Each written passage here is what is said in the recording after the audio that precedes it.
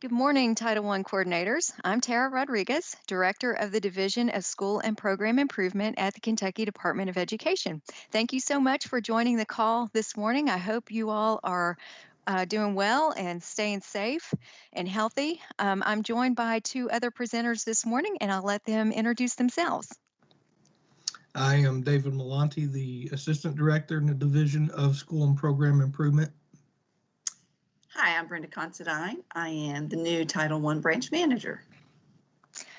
So let's go ahead and start with the logistics of the call. Let me share my screen with you so you can see our slides for this morning. If you have a question during the call about any information, please send me an email at the address shown on the screen. And we'll try to answer your question during the call, but if we can't get to it during the call, we'll be sure to follow up with you afterward. You should have received a copy of the slides we're using this morning, and the webinar recording and the slides will be posted on the Title I Documents and Resources webpage, usually within a day or so. So let's look at our what we talked about last month. On last month's webinar, we discussed a little bit some of the responses to the survey, just in a general way.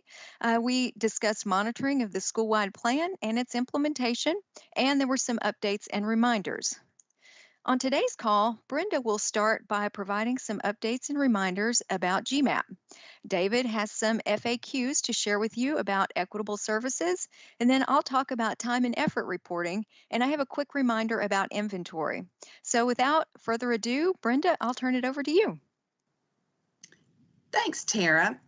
First, I'd like to say I'm glad to join the team here at KDE, and I'm getting ready to start the application process. So I wanted to share with you this morning some of the things that we need to focus on in the pre-planning phase before we actually begin the application process in GMAP. If you could take some time and review your current plan and see how your funds were allocated for the 1920 school year and determine if those funds were meeting targeted areas in your needs assessment and CDIP, that would be very helpful before you begin your new phase. Make sure you consult with your stakeholders in the development of your FY21 Title I plan. This is a requirement. And so when you begin to consult with those stakeholders, you want to look at your building level and district administrators, incorporating other federal programs like Title II, Title III, Title IV, Title V, IDEA B. You also want to consult with SBDM councils, parents and community members, and those groups of stakeholders will provide feedback that's necessary for you to develop your new plan. So when we get to that actual planning phase where you are going to be doing that consultation, you may need to look at including surveys, conference calls, or online meetings to get all of your stakeholders present and feedback. And during this consultation, make sure you focus on the purpose of the grant, which is to improve academic achievement of the disadvantaged. Ask for feedback on how to meet challenging state and academic content and achievement standards so that all of our students are successful. These conversations will be included in GMAP in the district requirements section. It would be very helpful in completing that. And always remember that consultation is ongoing. So to look at the parts of Title I, Part A, sections in GMAP, I just kind of briefly thought we could look at those so that you know that there are no new changes. All of the required sections are the same as last year. So you have your district requirements, district set aside, personnel details at the district-wide level, school program description, school eligibility, PPA list, school personnel and program description, services to private schools, budget and your budget overview with your plus and minus, consolidated state performance report details, and related documents. Thought we would look at the related documents section page in GMAP. Sometimes there's a little bit of confusion regarding that section. So your equitable equitable services packet upload does not belong on this page. It should be uploaded in the district document library. The related documents page can be used to upload supplementary documents as needed. If there's something that you feel you need to add to your application, that is a good place to put it. If the district received a school-wide program waiver for one or more of its schools, that approval documentation should be uploaded in the related documents area.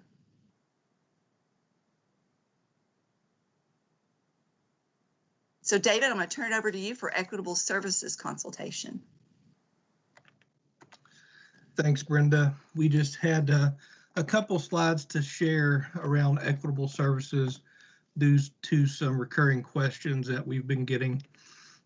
So the first one is, how do I complete consultation during shutdowns? And we are going to recommend using electronic means, whether that's phone and video conferencing. You know, you might be able to have Zoom meetings or other types of video conference meetings with private school representatives. Please know that the consultation packet is a fillable PDF, so you can share that whether through whether it's through SharePoint or another format, or you can send that as an attachment, and it will accept electronic signatures. So we will accept electronic signatures on those forms, so don't hesitate to do that. Please note that you are going to need some private school student data to complete the 2021 application. We'll be opening that up hopefully in a couple weeks or so. We're just kind of finalizing allocations at this point.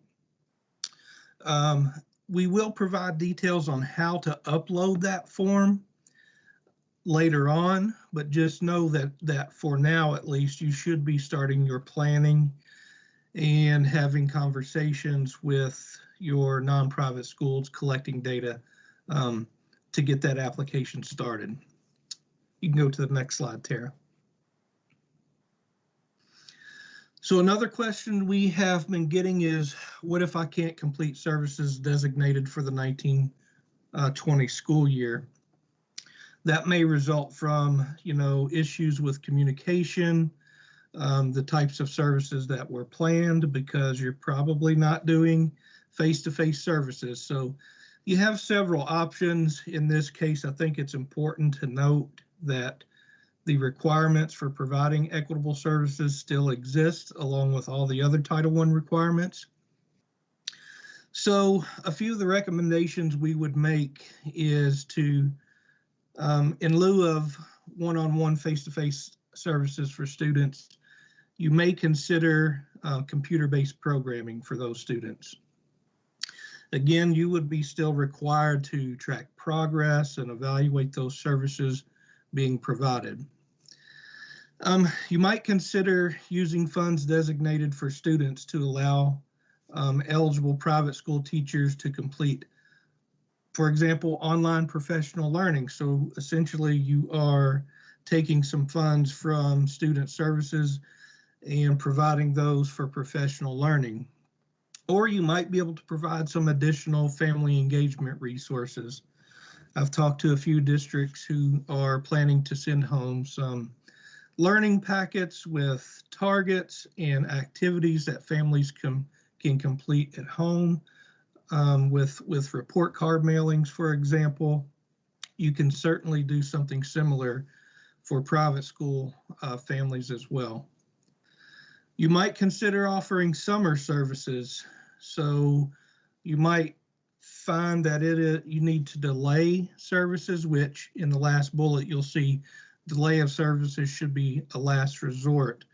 But if, you know, listening to the governor's webcasts every day or every few days, considering what he's talking about for timelines, if that is possible, you could consider offering like a summer school for private school students as well. So if you do make the decision to delay services and carry funds over to the next school year, you will be required to allocate funds for services in addition to those funds that are carried over. So in the next application, the upcoming application, you are still on the hook for the total amount of funds reserved to provide those services. I think the most important point is, instead of just stopping services and not having conversation around that period, you need to be making attempts and having consultation with private school representatives on how to best serve their needs or meet their needs and what services to be provided, and talking about how to handle things during this period of shutdown. So Tara, we'll welcome any questions on those when we get to a question and answer session. But for now, I need districts to really think about how to meet those requirements even during these extremely tough times. Well, I'm trying. I've had a little bit of a lag on forwarding the slides, so I may have to stop sharing just for a minute. I don't know. I hate to do that. Well, I think it'll work. Okay. We did have a question. I think that was our next slide. We had a question that came in that said, when is the consolidated application due? And I'm sure that's a question that we've have quite a few districts would like to know. Yeah, Tara, I don't think we've set a due date for that yet. We're trying to get the allocations processed first so we can get the application open. And then we'll make a decision on when that's going to be due. It's most likely going to be about a month or so from the opening of that application. So the information provided today, we know it's going to be at some point pretty soon. We don't know exactly when, but want to kind of give you some guidance and some reminders and updates until that happens. Yeah, absolutely. All right.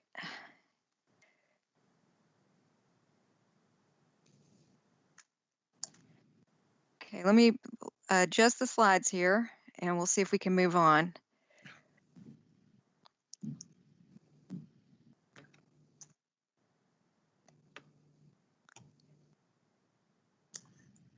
Thanks, David, for that information on equitable services. It's going to be very helpful as we move forward.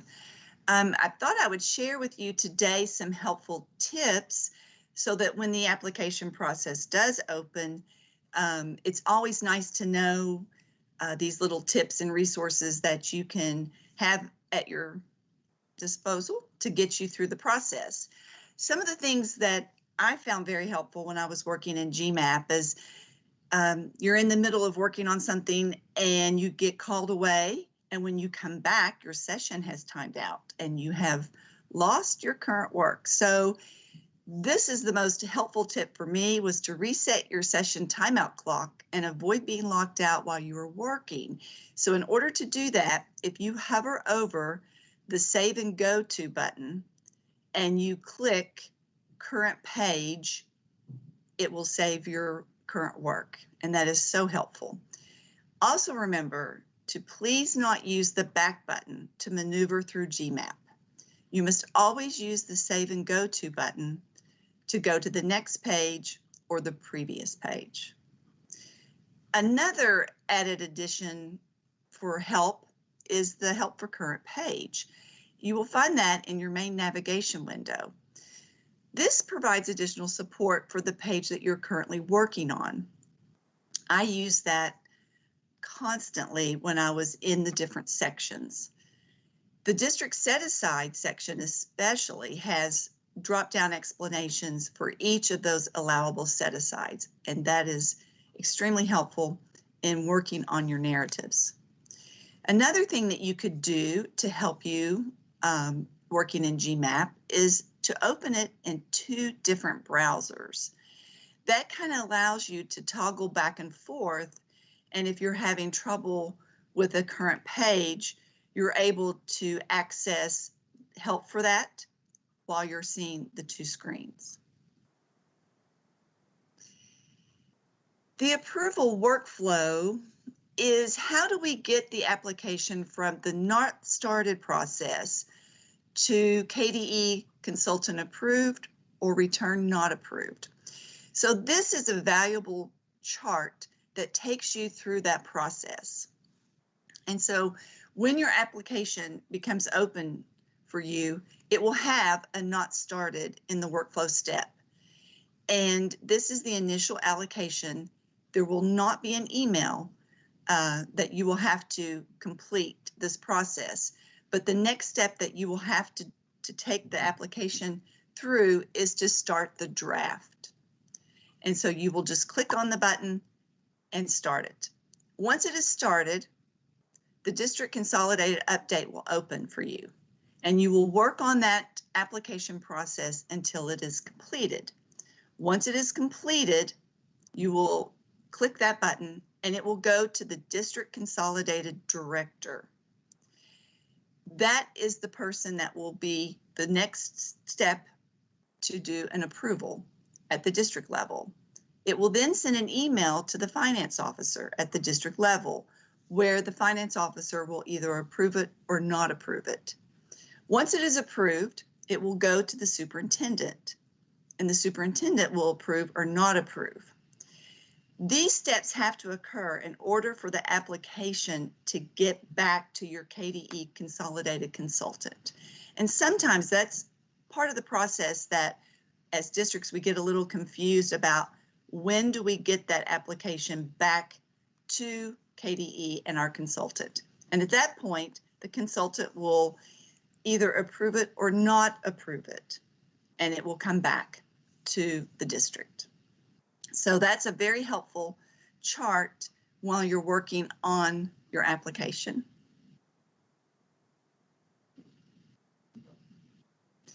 Another important resource that is embedded in GMAP is on the sections page.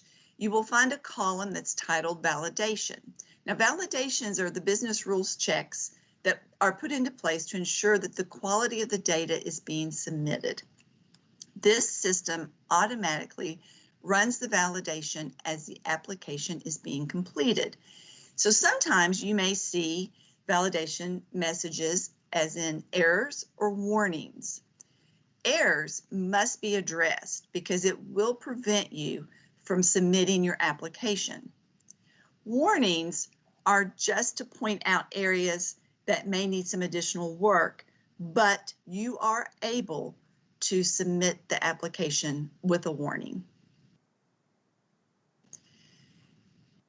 To get help with some of the application requirements, we have a lot of resources that are provided on KDE's document and resource page on our website. Also, remember to use GMAP's Help for Current page. A very important document is the KDE District Set-Aside Guidance. That will help you in doing the section titled District Set-Aside, and please refer to that often.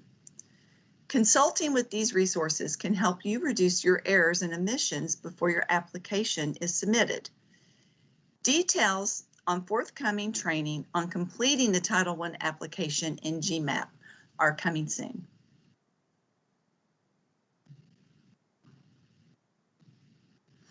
A very important checklist that you will find in your sections page.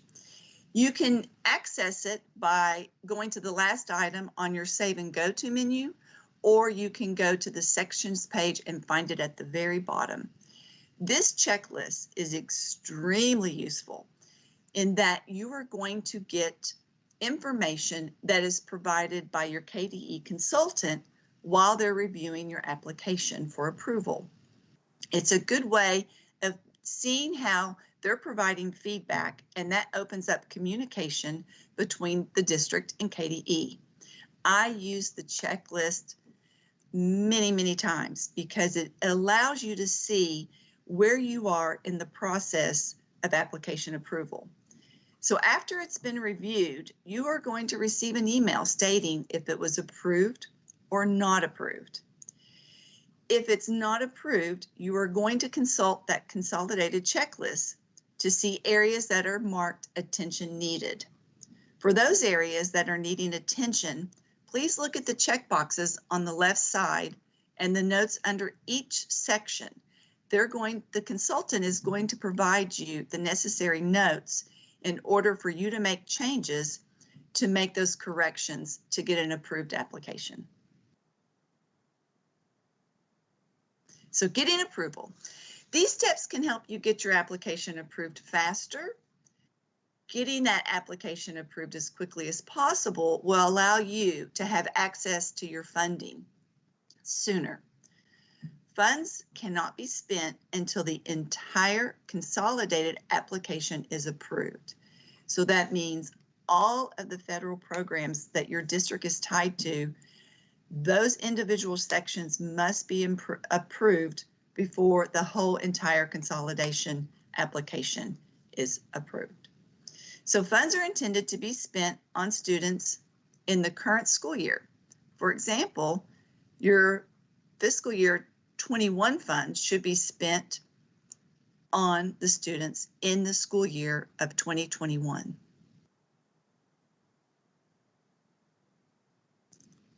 And at this time, I guess we will entertain some questions regarding the GMAP process. We Sarah, actually do you have any? We do have a couple of questions. I believe the first one is from a comment that David had made when he was talking about the allocations. And the question is, do those allocations include all programs in the application, or will those be coming in separately? So I believe they will be coming in together, including Title V, I hope. I know we had some delay with Title V last year just because of some changes that have been made over the last couple of years in that program by USAID, but I believe it's going to include everything. Okay, and we have another question, which is there some guidance on using parent engagement funds? And I'm guessing that the question is referring to now in light of the COVID crisis. Do we have any guidance on that? We've been working on lots of guidance. And so I think that's a great question and something that we could look at putting some suggestions out there for. What do you all think, David and Brenda? No, I would agree with that. I'm not sure what can't remember what we've included in any guidance that has gone to districts so far, but yes, we could, if there are specific questions, especially provide guidance on those questions. I agree. Okay, so that's something we'll look for, and thank you for, Yes. we'll look at providing question. that. It sure was, and thank you for that suggestion. Yeah, Tara, I have one more maybe helpful hint for GMAP, and Sure. I had a district ask earlier this week if principals could any way be involved or see the GMAP application, and that is possible for them to see. If you wanted them to be part of the application review or to see what's going on with the application, whoever assigns roles within your district can assign the role of district data view to principals, which would give them access to see the application but not make changes or do any of the approval steps. So I just thought I might throw that out there, that somebody was kind of thinking a little bit outside the box, and I don't think we've seen many principals have that access before. So I just wanted to throw that out as a potential aid in helping with the application development. Thanks, David. And we have another follow-up, another question about parent-family engagement that's come through. So we got two more questions that have come through here in the last minute or so. The first question is, during the spring semester, most schools conduct the annual parent and family engagement meeting. We've asked all to send the survey out in electronic format during this time. But do we have any guidance on how to conduct this meeting in which it's required to invite all parents to attend to review the compact and policy? So I'll make just a couple recommendations on that. Right now, of course, you can't have large group gatherings as ordered by the governor. Those, if you watched his updates yesterday, they're slowly going to be rolling out some, they're going to lessen the hold on those restrictions, I guess, and keep watching those updates to see any information about large group gatherings. Secondly is this might be something that has to be delayed until next school year if you're going to have trouble getting feedback. So it's something you might be able to do very early on in the school year when you can have larger meetings, or when school is able to be back in session. That's something to consider, particularly where internet access might be an issue across the community. But if you think you can get good feedback through surveys, or if you can hold online meetings, that might be the way to go for now. But it's something that also you're going to have to be flexible with and might have to conquer at the beginning of the next school year. And I'll just add too that that's a question that we can continue to look at, and perhaps if we put out some FAQs around parent and family engagement, like a previous district had asked about how to use those funds, that we could consider this question at the same time and put out some FAQs on that. And thank you very much for these suggestions. They're very nice. It's really helpful to us to know what kinds of questions districts are having. There's one more question that came in. David, this refers to your equitable services information. It says, David mentioned an editable PDF for a consultation packet. Where do I obtain this document? You can find that on the KDE webpage. If you'll search for ESSA Ombudsman, there will be a page that I manage, and that document is on that page. It was also sent out a couple months ago in a Monday email, and I believe that was sent to program coordinators as a direct email. So that would have come either from me or Jennifer Aiken. I think it came from me, but you can, there are 3 resources where you should be able to find that document. All right, thank you, David. We don't have any more questions right at this time, so we'll go ahead and continue on to our next section. Get those slides going. Okay. The next thing I wanted to talk about is just a kind of a recap of something we talked about. I had a pie chart a couple of webinars ago showing some of the findings in consolidated monitoring. So we're getting ready to start our section this morning on time and effort. And if you recall back then, if you recall that pie chart, it showed the percentages of findings in several different categories, and those categories actually come from the monitoring form that we use. And if you recall, we had 22% of findings in fiscal management. So let's take a little bit more deeper dive into into that fiscal management category to see exactly where those findings were. We had 28% due to misalignment between GMAP and MUNIS, so that was the highest percentage. We had 24% in time and effort. So that's one reason why I wanted to talk about time and effort, because this is a finding that we see an awful lot. 16% were due to the lack of allowability procedures. 12% were due to lack of Title I complaint procedures, and 8% were due to lack of inventory and disposal of equipment procedures. All of these categories and the requirements, the things we're looking for, are in that monitoring form, which is on our documents and resources page.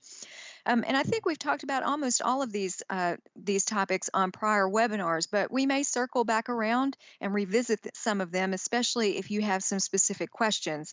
If that's the case, please send them to me in an email, or put your questions or suggestions in the feedback survey link that we are going to continue to keep open. Today, like I said, we're going to focus on time and effort reporting, which seems like a straightforward topic, but as I mentioned, it's one of the most common findings, even across states. When we go to certain national conferences, we hear the same thing, and sometimes they have entire sessions devoted just to time and effort. So let's look at what the Code of Federal Regulations talks about. You may remember from a previous webinar that for your allowability procedure, you need to decide how you're going to decide whether a cost is allowable or not. The allowability procedure should discuss how the school or district will use the principles of RAND, or reasonable, allocable, necessary, and documented. Let's look at the A, or allocable, for just a minute. Remember that in this case, we're talking about the salary of a person you want to pay with federal funds, whether that's full federal or partly. This slide is saying that the work that the person does has to be allocable or chargeable to the federal grant. In order for the person's salary to be allocable to the federal grant, the work they're doing has to be incurred specifically for the federal award. It benefits both the federal award and other work, and it can be distributed in proportions that may be approximated using reasonable methods, and it's necessary to the overall operation of the non-federal entity. So let's look at the idea of proportions a little bit more on the next slide. First of all, time and effort has to be collected for all employees whose salaries are paid in whole or in part with federal funds. And so in this case, we're specifically talking about Title I. It's required for employees, not contractors. The way you document time and effort is different from those who are paid 100% with federal funds and those who are partly paid with Title I funds. And we'll revisit that topic a little later with some more specifics. The Code of Federal Regulations that we looked at on the previous slide also says that if a cost benefits two or more projects or activities in proportions that can be determined without undue effort or cost, the cost should be allocated to the projects based on proportional benefit. So we're looking at the percentage of Title I funds that would be used and the percentage of other funds that would be used to pay their salary. The standards for documentation.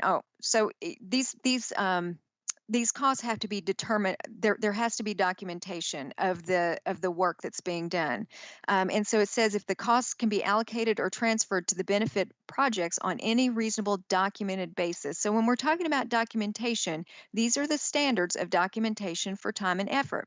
And basically, this slide talks about the documentation and the criteria for the documentation. First, there needs to be a system of internal control that can provide reasonable assurance that the charges are accurate, allowable, and properly allocated. The documentation has to be part of the official records of the non-federal entity.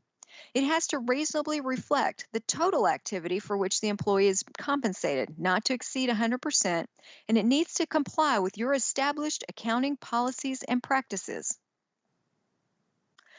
And as we see on this slide, the documentation also has to support distribution among specific activities or cost objectives. A cost objective is defined as a program, function, activity, award, organizational subdivision, contract, or work unit.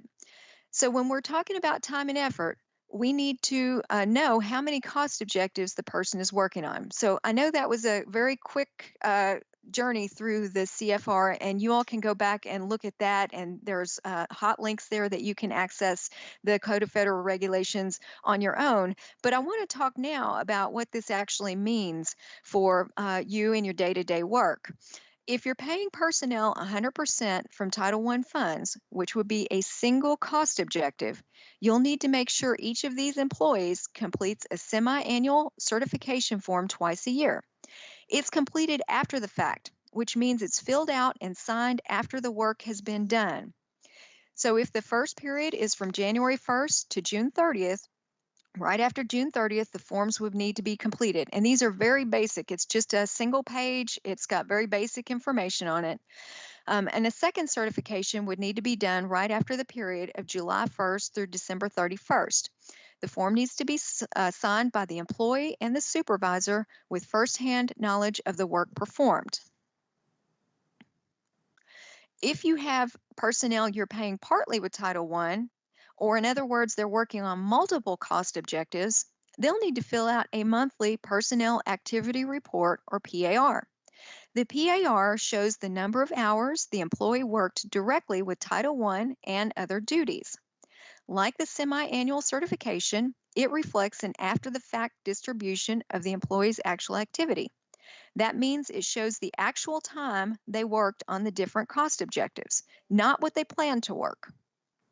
The PAR must account for the percentage of time for which the employee is paid from each program, and it accounts for their for their total activity. The PAR also needs to be signed by the employer and the employee and the supervisor with firsthand knowledge of the work performed. PARs are prepared at least monthly and coincide with one or more pay periods. Because maintaining a monthly PAR can be time-consuming, it may be possible to use a substitute system. So this applies to the monthly PAR reports. The substitute system could be used for those employees who work on multiple cost objectives and who have a set schedule. This slide shows a few criteria, but there's a lot more information on the substitute system in the Title I handbook. There's actually a lot of good information on time and effort reporting in that handbook that's posted on our documents and resources page. So be sure to check on that as well. And a question has come through. I'm going to, so here's a good question. Let me finish this up and then we'll get to this question.